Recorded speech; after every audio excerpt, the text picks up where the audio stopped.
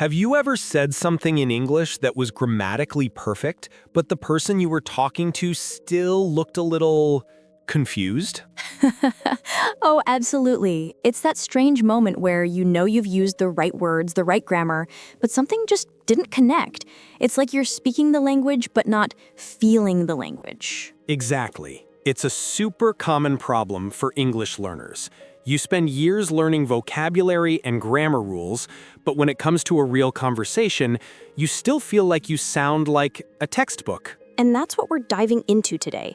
We're not talking about memorizing more words.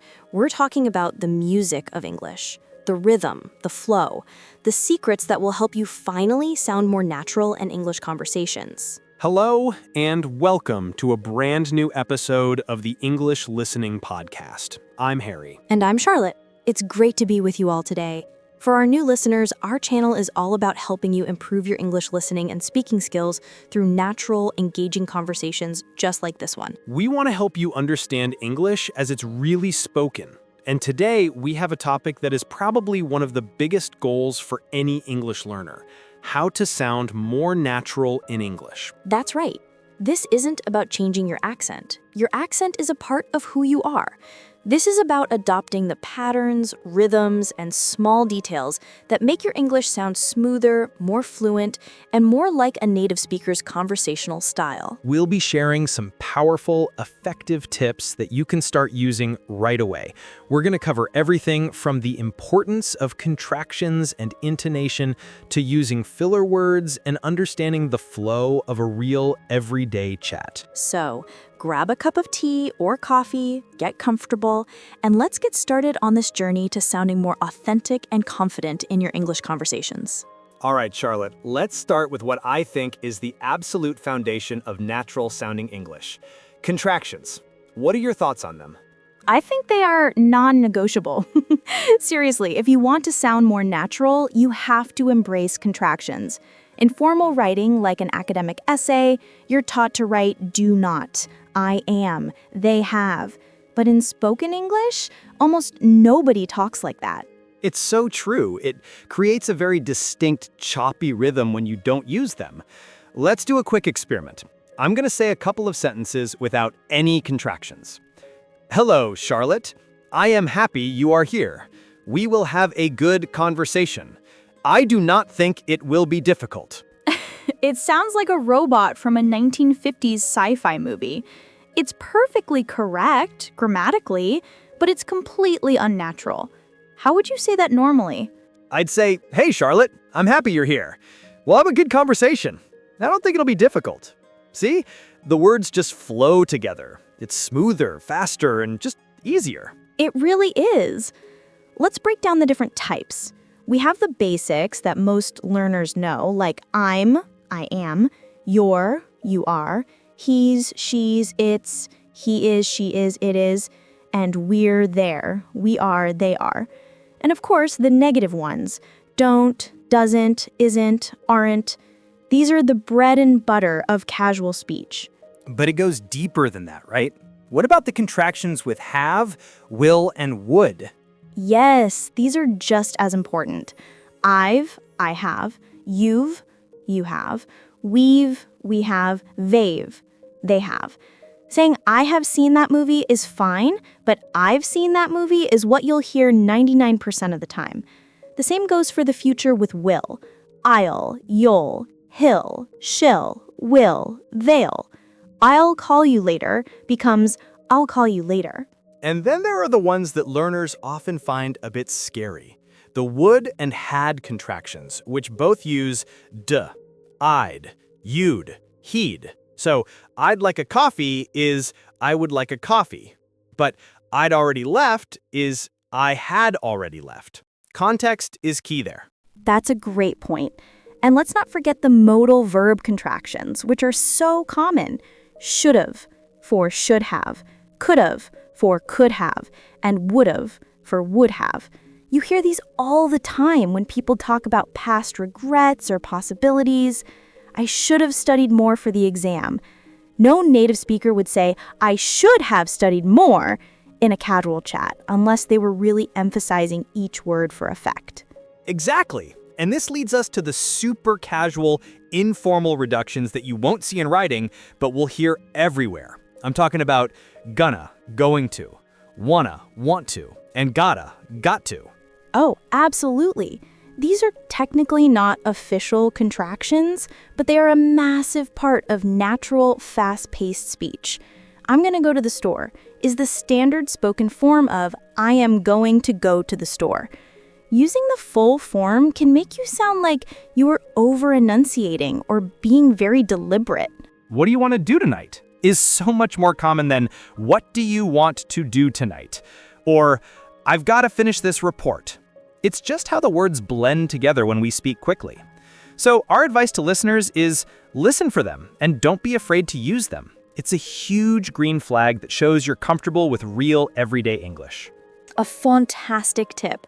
So we've established contractions and reductions are crucial. Let's move to the next layer, the music of the language.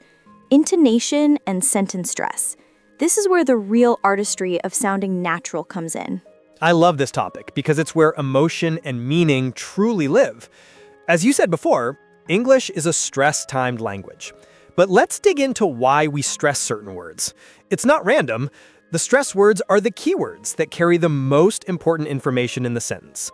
They are usually nouns, main verbs, adjectives, and adverbs.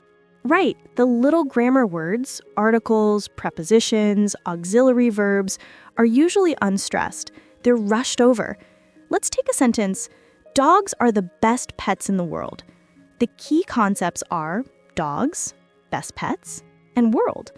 The words are, the, in, the are just the glue holding the important ideas together. And what's fascinating is how you can change the entire meaning of a sentence just by changing which word you stress. Let's play a game. I'll say the sentence, I didn't say he stole the money, and I'll stress a different word each time. You tell me what the implied meaning is. Okay, I'm ready.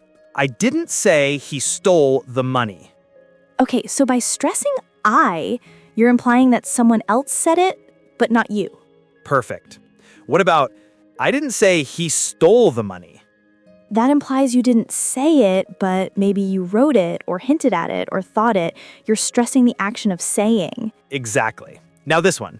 I didn't say he stole the money. That's easy. You're saying someone else stole it, not him. And finally, I didn't say he stole the money. That implies he stole something else, maybe the jewels. Exactly. It's the same 7 words, but with 4 different meanings, all controlled by stress. This is not a minor detail. It is fundamental to communication in English. If a learner says that sentence with flat, equal stress on every word, the listener has to work harder to guess the intended meaning. That's such a clear demonstration. And this connects directly to intonation, the rising and falling pitch. We mentioned how questions that need a yes or no answer usually rise at the end, like, are you cold? Pitch goes up. And informational questions fall, like, where do you live? Pitch goes down. But intonation also shows emotion. How so? Well, think about the word really. If I say it with a falling tone, really, it sounds like I'm agreeing or stating a fact. If I say it with a rising tone, really, it's a question, showing surprise or disbelief. If I say it with a fall-rise tone, really, it might show skepticism. The word is the same, but the music tells the whole story. This is why simply listening is one of the most powerful learning tools. You can't learn this from a grammar book. This brings us back to the shadowing technique we mentioned earlier. Can we give our listeners a more detailed guide on how to do it effectively?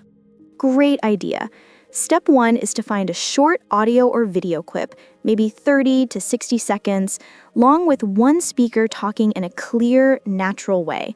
A TED Talk, a scene from a sitcom, or even a clip from this podcast would work. Step 2, just listen a few times. Don't try to speak yet, just get a feel for the rhythm, the pauses, the musicality of it. Step 3, get the transcript if you can. Read it aloud yourself and see how your rhythm compares to the original speakers. Notice which words they stressed that you didn't. And finally, step 4, play the audio and try to speak at the exact same time as the speaker. This is the shadowing part. Your goal is to be their echo, their shadow. Don't worry about getting every word perfect. Focus on matching the intonation, the stress, and the rhythm. It will feel incredibly weird at first. It will, but it's like learning a dance. At first, you're just trying not to step on your own feet. But with practice, you start to feel the music, and the movements become natural. Shadowing rewires your brain to produce the sounds and melodies of English more instinctively. That's truly and great advice. Okay, from the music of English, let's tackle our third building block, escaping textbook English. We mentioned the classic, "I am fine, thank you, and you?" which is a dead giveaway of a non-native speaker. Let's provide some more alternatives. Definitely. Let's categorize them. For greetings, instead of just hello, try hey, hi there, how's it going? Or the very casual what's up. And for the response to how are you, you could say, I'm doing great, thanks. Can't complain. Pretty good. How about you? Or even not too bad. Let's talk about making suggestions. A textbook might teach, I suggest that we watch a movie. It's so formal. What would you say? I'd probably say, are you up for a movie? Or how about we catch a flick? Or feel like watching a movie? It's more collaborative and less like a command. Another one is expressing likes and dislikes. I dislike spicy food. Sounds very encyclopedic. It does. You'd be much more likely to hear, I'm not a huge fan of spicy food, or spicy food isn't really my thing. It's softer and more conversational. On the other hand, to express a strong liking, instead of I like it very much, you might hear I'm crazy about it, I'm really into it, or simply I love it. And let's cover apologies. I sincerely apologize for my tardiness. Oh, you would never say that to a friend. You'd say, so sorry I'm late, or oh my gosh, sorry for being late, or even the very casual, my bad, I lost track of time. The key is that real-life language is often simpler, more direct, and less ornate than what's taught for formal writing. The goal here is to expand your conversational toolkit. The textbook phrases aren't wrong, they're just often inappropriate for the casual, friendly context most of us are in every day. The solution is to be a sponge. Listen to podcasts, watch YouTube videos and TV shows, and absorb the real phrases people use to navigate these common social situations. That's the perfect way to put it. Be a sponge. And with that, I think we've built a pretty solid foundation. Contractions, the music of the language, and using real-world phrases. Welcome back. In the first half, we laid the groundwork. Now we're going to add the polish.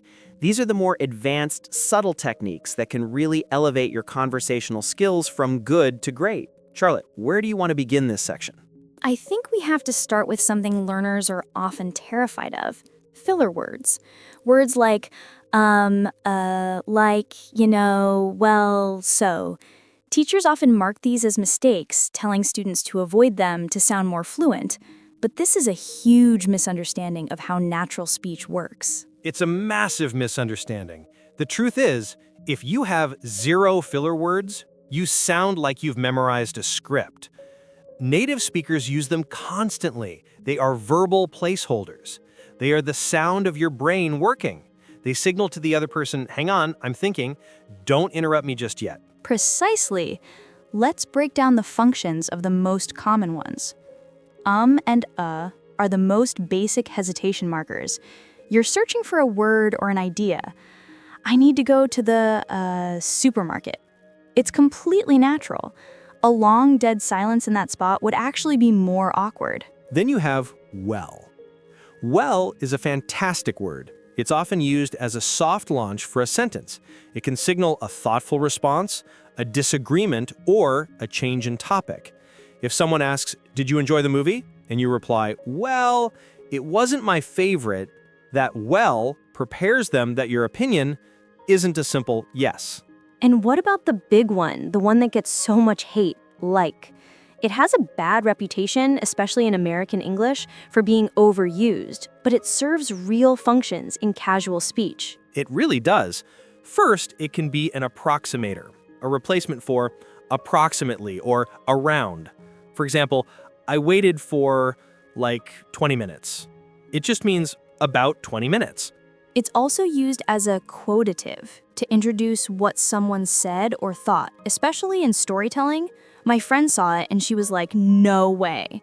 It's very informal but incredibly common. And it can also be used just to give the speaker a moment to formulate their thoughts, similar to I just think that, we should consider all the options.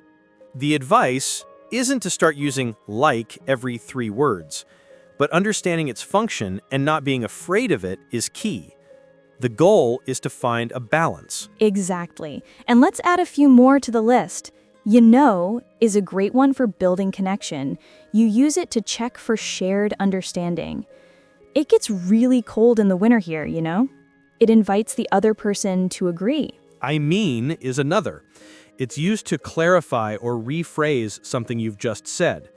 The meeting was okay. I mean, we didn't solve the main problem, but we made some progress.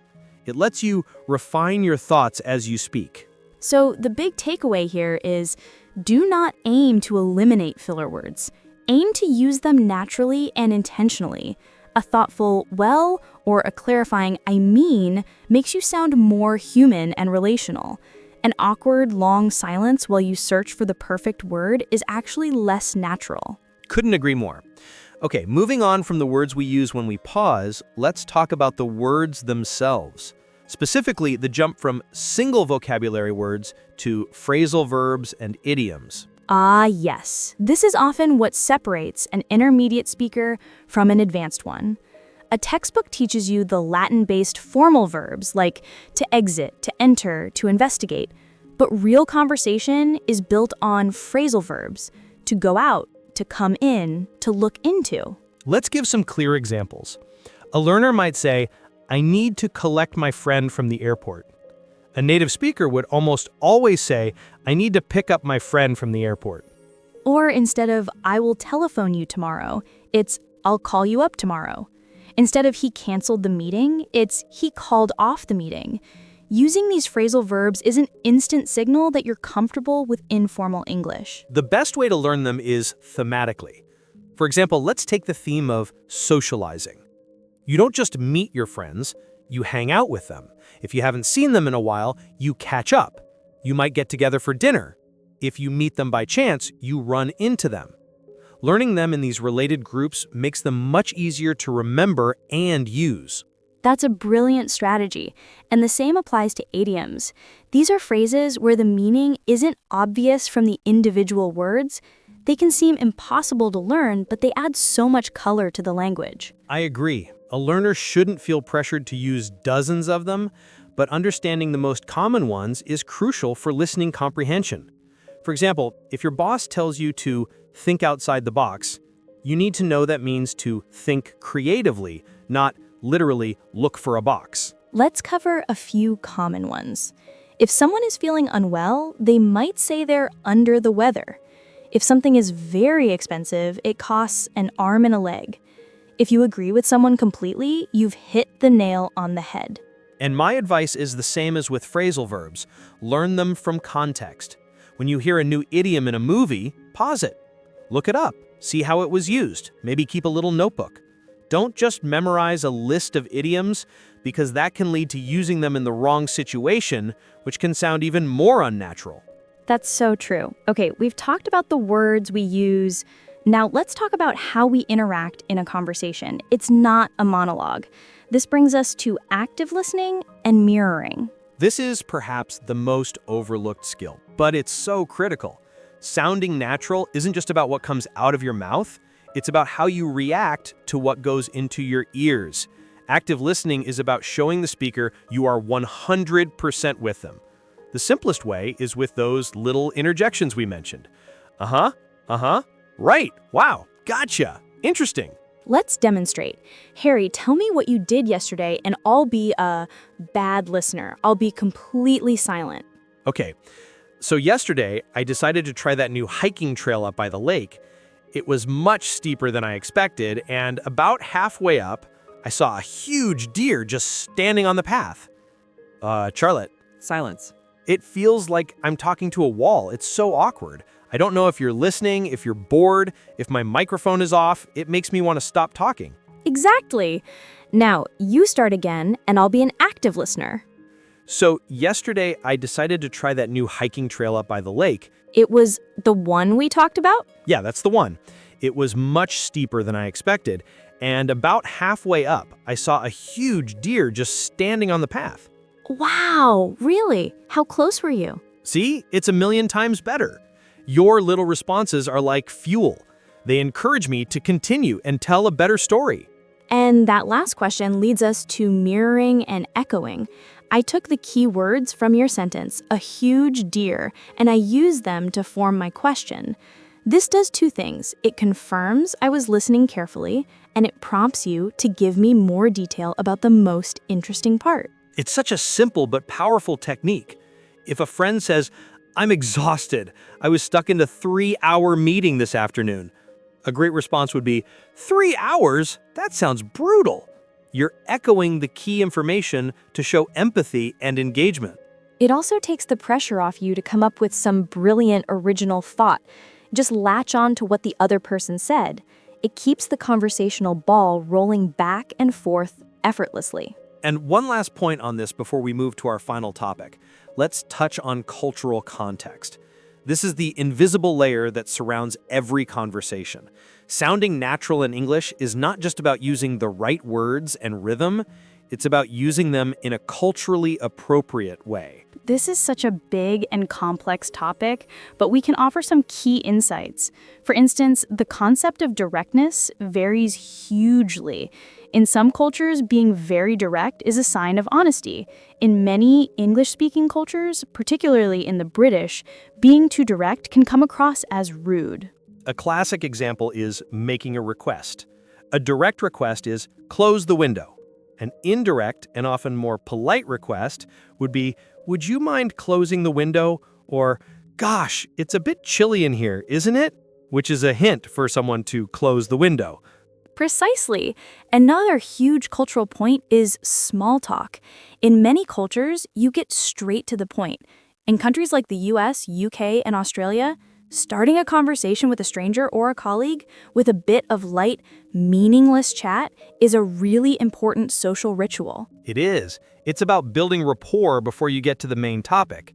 Talking about the weather, a recent sports game, weekend plans, it seems trivial, but it's a way of showing you're friendly and open. Jumping straight into a serious topic without any small talk can feel very abrupt and even a little cold. So the advice for learners is to observe these cultural norms. Watch how people in your target culture interact. How do they complain politely? How do they give compliments? How do they use humor or sarcasm? Sarcasm especially is so dependent on a dry, flat intonation that can be really hard for learners to pick up on. It's a huge challenge, but being aware of it is the first step.